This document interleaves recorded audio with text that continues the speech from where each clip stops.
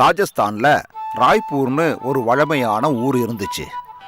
அங்க இருக்கிற எல்லாரும் ஏதாவது ஒரு வேலை பார்த்து ஜீவனம் பண்ணிக்கிட்டு இருந்தாங்க.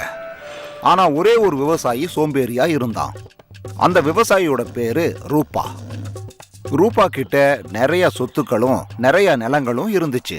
ஆனா அந்த நிலத்துல எதுவுமே விளையாது. ஏன்னா ரூபா எதையுமே விளைவிக்கிறதே கிடையாது. தினமும் வீட்டில இருந்து வயல்வெளிக்கு கிளம்பி போவான். ஆனா வயல்வெளிக்கு போன உடனே தூங்கிடுவான். அதனால அவனோட வீட்டு நிலைமை நாளுக்கு நாள் மோசமாக்கிக்கிட்டே போயிட்டு இருந்துச்சு. ரூபாவோட மனைவி லீலாவுக்கு வீட்டை பார்த்துக்கிறது ரொம்ப ரொம்ப சிரமமா போச்சு. ஏன்னா வீட்டில் இருந்த தானியமும் தனமும் நிறைய விரயமாக்கிக்கிட்டே வந்துச்சு. அதனால லீலா என்ன நினைச்சான்னா, ரூபா கூட ஒரு நாள் விவசாயத்துக்கு போய் பார்க்கலான்னு நினைச்சா. ஒரு நாள் ரூபா காலங்காத்தால நிலத்துக்கு கிளம்பிட்டு இருக்கும்போது லீலாவும் சரியா கிளம்பிட்டா. இனிமே நானும் உங்களோட வயல்வெளிக்கு வரப்போறேன். தான் சரியா மாட்டிக்கிட்டோம்னு ரூபாவுக்கு தெள்ள தெளிவா புரிஞ்சிருச்சு.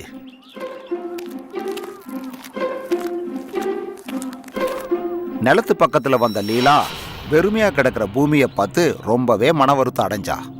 தினந்தோறும் ரூபா இங்க வந்து என்னதான் பண்ணிக்கிட்டு இருந்தான்னு அவளுக்கு ஒன்னும் புரியல. ரூபாவை ரொம்ப கோபத்தோட திரும்பி பார்த்தா. தன்னோட நிலத்துக்கு பக்கத்துல இருக்கிற நிலத்தையும் அவ பார்த்தா. லீலாவுக்கு இப்ப புரிஞ்சு போச்சு, தன்னோட கணவனுக்கு நம்ம தான் வேலையை கத்து கொடுக்கணுங்கிறத அவ புரிஞ்சுக்கிட்டா.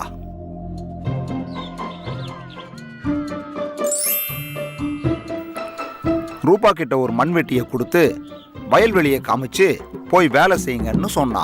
ரூபா மண்ணு வெட்ட ஆரம்பிச்சான். லீலா விதை போட ஆரம்பிச்சா. சாயந்தரம் வரைக்கும் அவங்க 2 பேரும் உழைச்சாங்க. அடுத்த நாளும் இதே தான் நடந்துகிட்டு வந்துச்சு. அப்ப அங்க ஒரு ரிஷி முனிவர் வந்தாரு.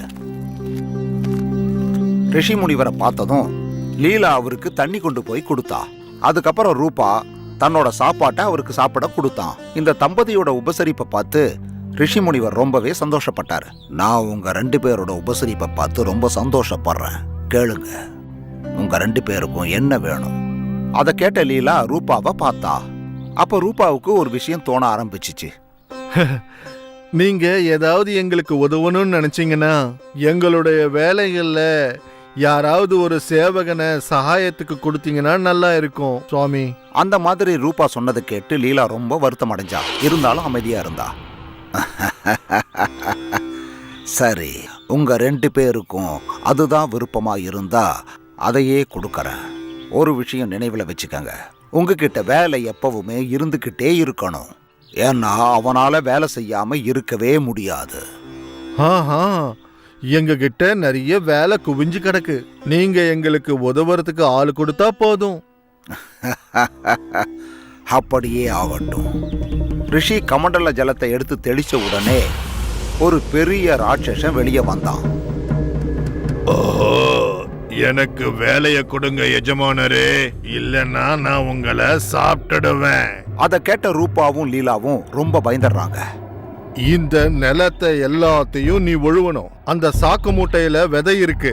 நான் இப்போ கிளம்பட்டோமா? ஞாபகம் இருக்கட்டும், இந்த ராட்சசனுக்கு நீ வேலை கொடுத்துக்கிட்டே இருக்கணும். ரிஷி முனிவர் அங்கிருந்து கிளம்புன சில நொடிகள்லயே அந்த ராட்சசன் அவங்க முன்னாடி வந்து நின்னான். நிலத்தை நான் உழுதுட்டேன், எனக்கு வேலை கொடுங்க எஜமா, இல்லைன்னா நான் உங்களை சாப்பிட்டுடுவேன். இவ்வளோ சீக்கிரமாவா? சரி, இன்னொரு வேலை செய். அந்த கிணறு தோன்ற வேலை பாதியிலேயே நிக்குது, நீ போய் அந்த வேலையை செய். ராட்சசன் உடனே அந்த வேலையை செய்யறதுக்காக கிளம்பி. எதுக்காக இப்படி ஒரு வரத்தை கேட்டீங்க? இவன் எப்ப பார்த்தாலும் உங்களை சாப்பிட்டுருவேன்னு சொல்லிட்டு இருக்கான். நீயும் என்ன பயம்புறுத்தாத. நிஜமாவே இவன் என்ன சாப்பிட்டுருவானோன்னு எனக்கு பயமா இருக்கு. சீக்கிரமா எல்லா வேலையும் முடிச்சிட்டு என்ன சாப்பிடுற வேலைய பார்த்துக்கிட்டு இருக்கான் அவன். இதுக்கு எல்லா வேலையும் நானே செஞ்சுட்டு போயிருந்திருப்பேன். அப்பதான் லீலாவுக்கு ஒரு யோசனை வந்துச்சு. அவ ராட்சசன் திரும்ப வர்றதுக்காக காத்துக்கிட்டு இருந்தா. ராட்சசன் திரும்ப வந்த உடனே அவன் பேசுறதுக்கு முன்னாடி லீலா பேச ஆரம்பிச்சா. எங்க கிராமத்துக்கு வெளியில ஒரு நாயை நாங்க கட்டி வச்சிருக்கோம். சரி, நீ போய் அதோட வாலை நீ நேராக்கிட்டு வா. உடனே ராட்சசன் அந்த நாயை தேடி போனான். சாயந்தரம் ஆயிடுச்சு. ராட்சசன் திரும்ப வரவே இல்லை. இந்நேரத்துக்கு அந்த ராட்சசன் அந்த மூத்தி வாலை நேராக்கிருப்பான்ல. ரூபா அப்படி பேசுனதை கேட்ட உடனே லீலா சிரிக்க ஆரம்பிச்சா. அவ என்ன சொன்னான்னா, என்னோட அப்பாவி கணவரே, நான் அவனுக்கு எப்பவுமே முடிவடையாத ஒரு வேலையை கொடுத்திருக்கேன். இனிமே நீங்க மனசார வயல்ல போய் வேலை செய்யணும். இல்லைன்னா அந்த ராட்சசன் மறுபடியும் உங்களை சாப்பிட வந்துருவான். நாங்க சொன்ன இந்த வேலையை முடிச்சிட்டு வீட்டுக்கு வா. இன்னும் உனக்கு நிறைய வேலை பாக்கி இருக்கு. லீலாவோட புத்திசாலித்தனத்தால ரூபாவோட உயிர் காப்பாற்றப்பட்டுச்சு. ரூபாக்கு பேராசை மோசமானதுங்கிறது புரிய வந்துச்சு. பெரியவங்க தெரியாமையா சொன்னாங்க, பேராசை பெருநஷ்டம்னு.